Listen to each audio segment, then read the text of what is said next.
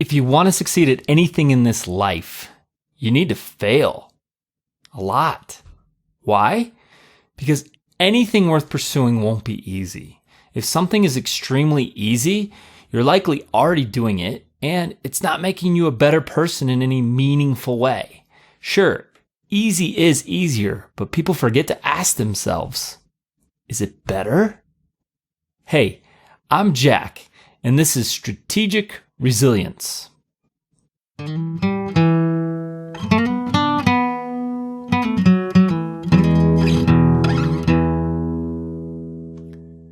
So let's take a moment to talk about a couple of the most prevalent and easiest activities that people in our culture tend to participate in. The first one I want to talk about is watching TV. Talk about an easy task. It literally takes zero physical exertion of any kind. I mean, the remote control is the epitome of comfort and laziness. You sit there and you just push a button. And no, pushing buttons is not a workout. I'm sorry. And worse yet, we all freak out when we can't find the dang thing. It's like the thought of having to repeatedly get off our butts off the couch to change a channel is some kind of modern day medieval torture or something. So instead, we'll spend over 30 minutes of our lives tearing apart the house, looking for that magic TV wand, just to avoid the emotional distress of having to change the channel the old school way. And I don't know about you, but the old school way was me as the kid getting up, my dad saying, turn to the next channel, turn to the next channel, thunk, thunk, thunk, thunk, thunk, the old turn style. And I'm also fairly certain nowadays there's humans in this world who have never learned how to operate their TVs without the remote. So if they lose the remote, they have to find it. Talk about pathetic. Watching TV is just about the most passive activity your body and brain can experience. I mean, TV feeds your brain the equivalent of junk food, and I'm not even referring to the commercials when I say that.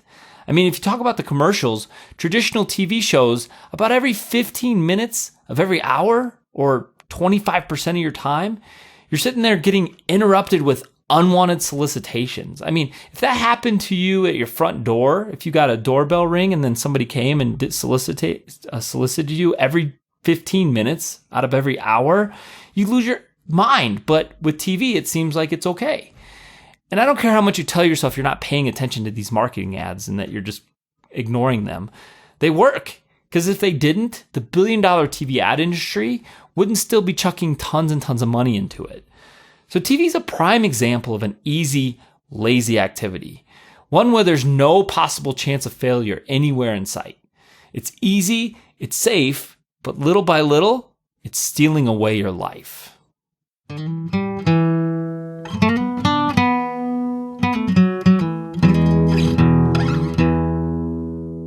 All right, so let's talk about the other extremely easy activity that is prevalent in our culture today. It's Facebook. Sure, Facebook, it's entertaining, you feel more connected, it's quote unquote free, but it's not making you better in any meaningful way. Chances are it's making you worse.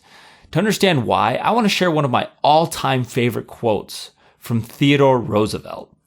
It's simply this: comparison is the thief of joy. Yes, it is. Especially when you compare your life against others who have quote-unquote better lives. Comparing to others who have things you don't have but you want. And what is Facebook essentially? It's a comparison machine. Literally, you can spend hours scrolling through your news feed and spying on others in their fantasy worlds. Wow, looks like Steve's doing so well. He just bought a really expensive home in Southern California, just a block from the beach. Or, geez, the Johansons look like they're having the time of their lives on their 2-week Hawaii beach vacation. I could go on, but the point is, when you see all this awesomeness, you're not feeling genuinely happy for these people. You're not walking away from your scroll session feeling better about yourself. You're probably feeling worse. You feel like you're missing out. Each comparison pinches you with a tiny twinge of jealousy deep down inside. You wish your life was as good, but you think it's not. So you're constantly comparing, and you start to notice where you believe you're falling short. Your house isn't as nice. I wish I had a bigger, better house. You're stuck at work and can't get a 2-week vacation anytime soon. I'm so depressed. But here's the secret.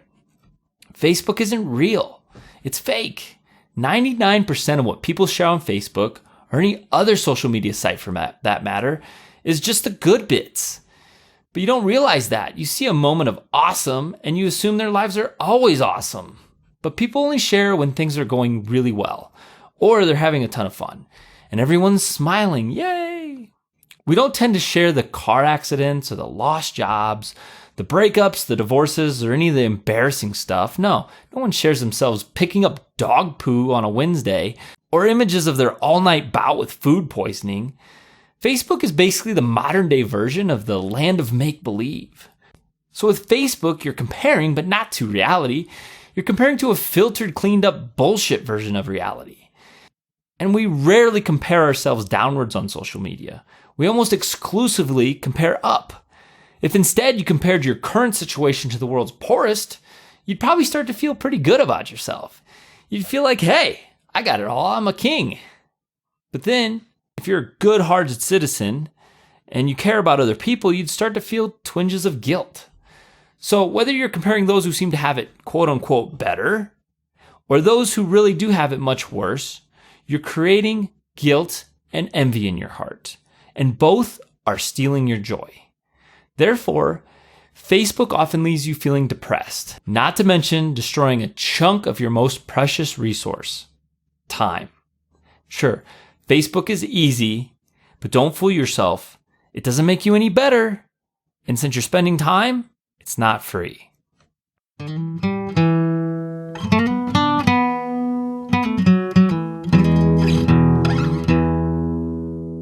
Okay, so not only is the best, most meaningful stuff in life not easy, it's hard. Learning something new is a prime example. Whether it's learning to ride a bike when you're 6 years old, or learning a new language when you're 50, or learning a musical instrument. These are all very challenging skills to master, and you can't learn them by sitting or scrolling. So you must engage, and you must fail over and over and over again. And yes, failing and getting back up is hard. It can be emotionally draining, but that's the only way to grow. See, I don't believe in someone being a quote-unquote natural, as in, he's such a good skier, he picked up so fast, he's a natural, right?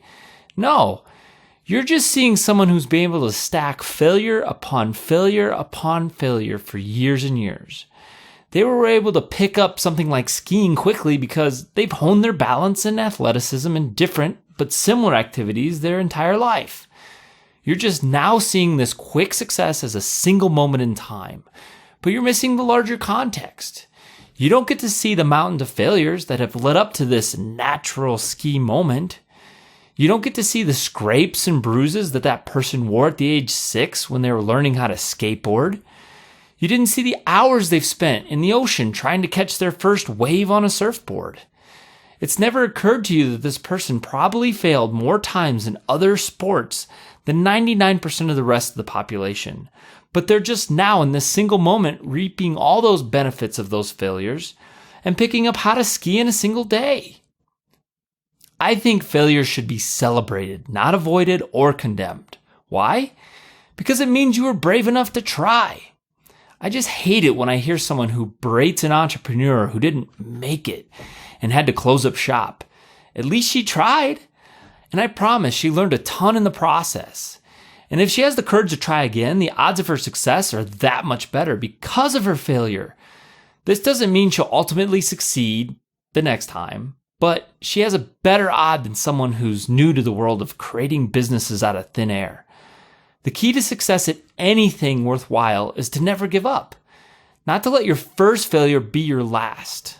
Because failure is the secret sauce to self-improvement, and self-improvement is the main ingredient to living a happy, fulfilling, and resilient life.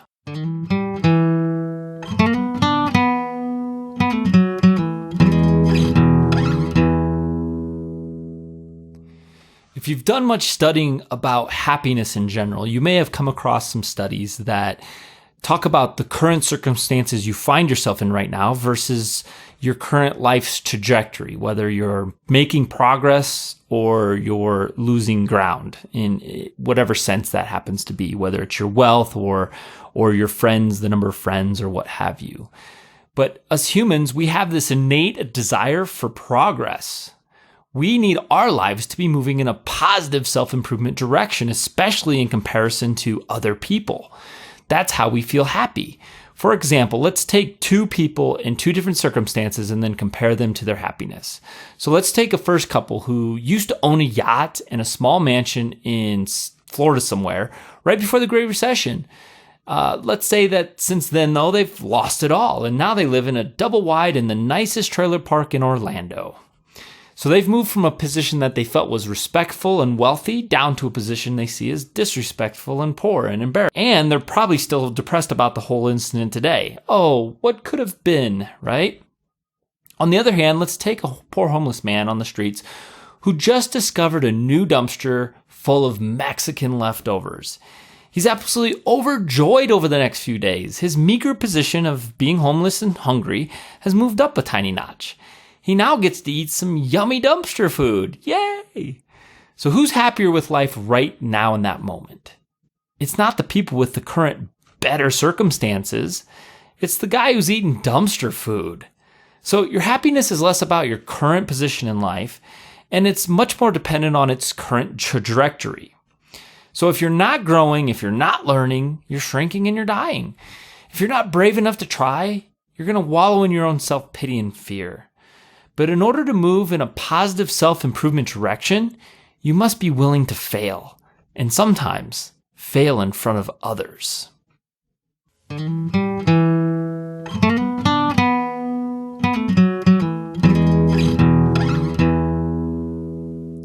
Maybe it's not the fear of failure that you're worried about. Maybe you're more scared of the public ridicule that can come with it. Most people are way more scared of being observed while they fail than the minor inconvenience of actual failure itself. This makes sense because we humans, we're a sensitive bunch. We have egos to protect and psychological selves that don't want to be made fun of in front of people, in front of crowds. That's why people are so terrified of public speaking.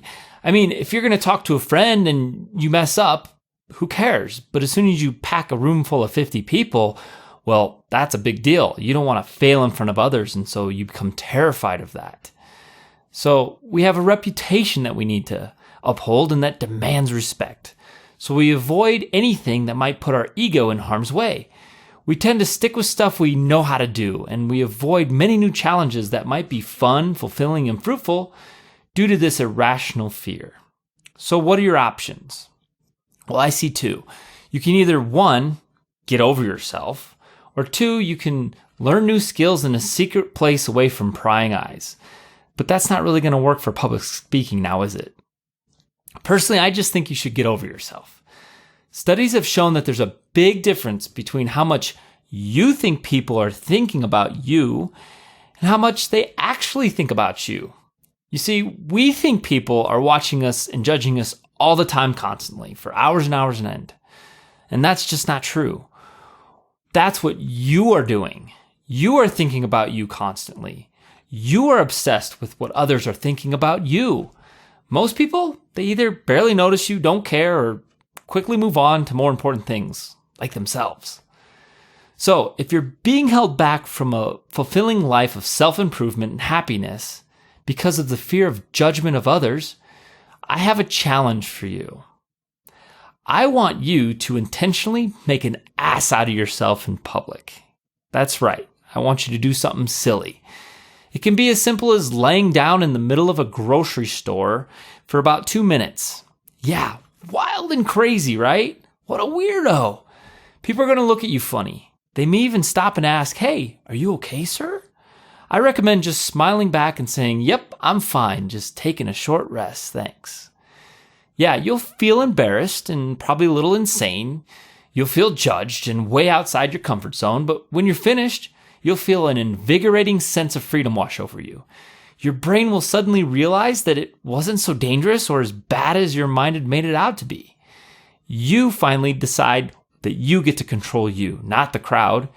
You get to choose how to live, not the mindless masses. Performing this challenge is like stretching your muscles for your brain. And it works. So people who want to become professional actors or public speakers, they perform insane acts in front of people on purpose. They hire these coaches who get them to force them out of their own comfort zone and out of their character. So they have them do crazy or silly things in front of others, like give a speech in the middle of a parking lot with a big red clown wig on, or they'll run around the stage acting like a rabid dog for 20 minutes. And then later, when they step up to give a normal speech, it's no big deal. They've stretched their mental toughness. They've improved their mental resilience. What was once paralyzing and fearful now becomes easy. If you take me up on this challenge, your anxiety of failing in front of others will start to melt away. You'll be free to pursue the things you're passionate about without caring what the crowd happens to think. You'll fail over and over and over again, but you'll quickly build each failure into improvement. You'll start to become someone others admire.